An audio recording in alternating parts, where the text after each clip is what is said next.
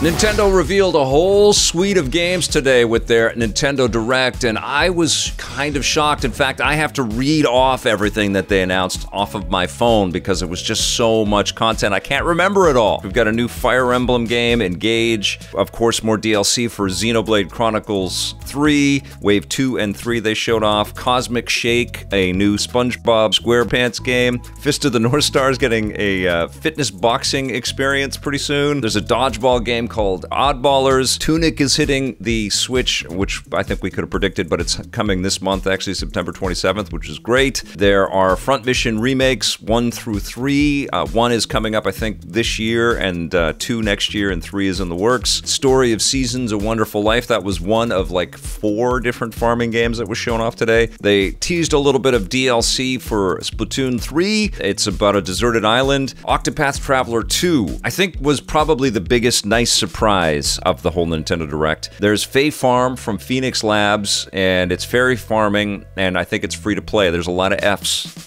in all of that, but that's coming next year. Theatrhythm, how do you say it? Theater Rhythm, the Square Enix music rhythm game, is coming February 16th, 2023, with about 1 billion pieces of music from across all of the RPG landscape that Square Enix is involved in. Mario plus Rabbids, I was talking over that, but it's coming soon, October. Can't wait. Rune Factory Special 3, I think there was some farming in that. Then there's more Rune Factory coming. We also got a deluge of cool N64 stuff coming our way. Pilot Wings, all the Mario parties for N64, I think.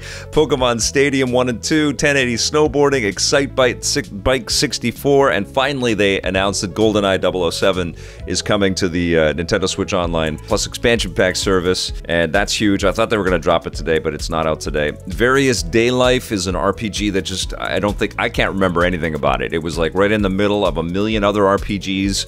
This was so packed. There was a museum game. I don't even know what the hell that was called, but it had nice visuals. It looked really cool. More DLC coming for Mario Strikers. I know this is the 3rd game in a series, but I don't remember how to pronounce it. I don't think I've played any of these games. I've got Eyeliner Russ Alahimitsu plus The Secret Key. I know that's not the title, but that's as fast as I could type on the iPhone. It had like six different phrases in it. I've got new Wave 3 content coming for Mario Kart 8 Deluxe, Merry Mountain, and Peach's Garden. Golf has been delayed in Switch Sports to holiday 2022, and that looked pretty cool. Super Mario Brothers, the movie, is coming next spring. Shigeru Miyamoto came out and talked about that for a second. He looked great in his new Pikmin shirt. And also Super Mario Land is going to open right in time. That's corporate synergy, people. So we're going to get the theme parks and the movie and Nintendo everywhere. They hyped up Pikmin Bloom, but we all agreed we need to not look at our phones so much when we're walking. And I'm sure a lot of people out there are loving that game.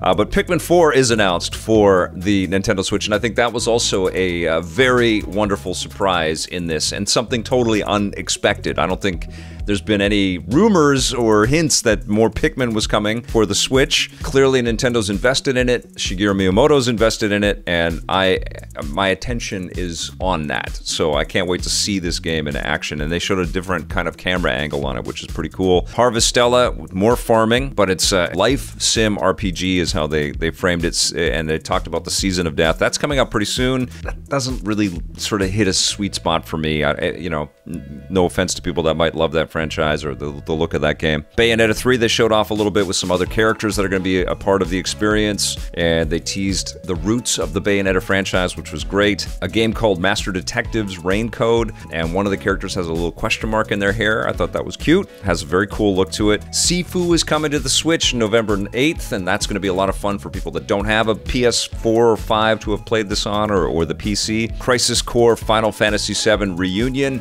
an update on the PSP game coming December 13th. Radiant Silvergun is out today. Endless Dungeon is coming soon to the Nintendo Switch. There's a Tales of Symphonia remaster, the Life is Strange collection, Romancing Saga, Lego Brick Tales, Disney Speedstorm. We've seen a little bit of this already. There's new DLC for Fall Guys. They're remaking Return to Dreamland, which chat helped me figure out that it was a Wii game, because I can't keep all my Kirby's straight now. Return to Dreamland Deluxe is coming out in February, and it's got multiplayer, and it's got Samurai Kirby. The whole event ended up with the name and the release date for the Legend of Zelda sequel. It's called Tears of the Kingdom, comes out May 12th, 2023. There was so much stuff. What's interesting, I think, about this Direct is that it wasn't like showstopper after showstopper. This was like catalog-filling experiences, and some of them are going to be incredible, and some of them are going to be okay, but it really kind of shows the breadth of how far the Switch can take you. For a lot of consoles in video game history, what they just showed off in this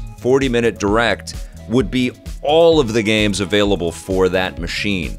And all of that stuff is coming between now and spring of 2023, it felt like. And that's a lot of games, man. That is a ton of software. And some classic stuff, like the N64 stuff that's in there. I talked about, while it was streaming, that a lot of that content was months of work for our TV show back in the day as we were covering all of these things coming out and then reviewing all those games. And I was just like, yeah, you'll get all of these soon. Boom! There is so much content coming to Nintendo Switch. I did want to see something on Metroid for sure. I would have liked to have been shocked, maybe a reveal of Metroid Prime 4 or a brand new Donkey Kong game. I guess Pikmin 4 slides into that slot, but Pikmin isn't quite upper echelon IP for Nintendo. It's a very cool franchise, and I always have a good time with those Pikmin games, but it's not Metroid.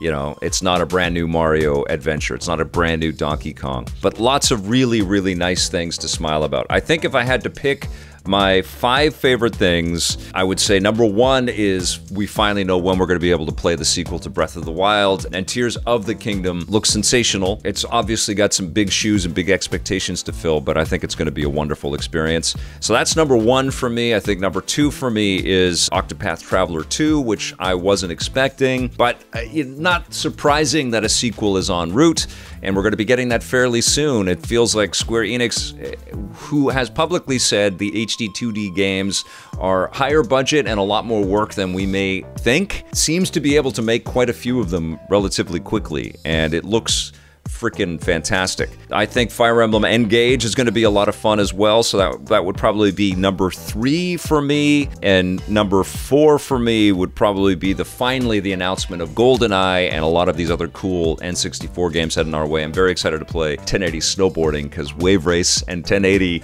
went hand in hand on the original N64. So very excited about that. So that would be number 4, and I guess the number 5 for me would be the announcement of Pikmin 4. That was a nice surprise, and we don't really know anything about how it's going to play, but it was a very, very cool surprise.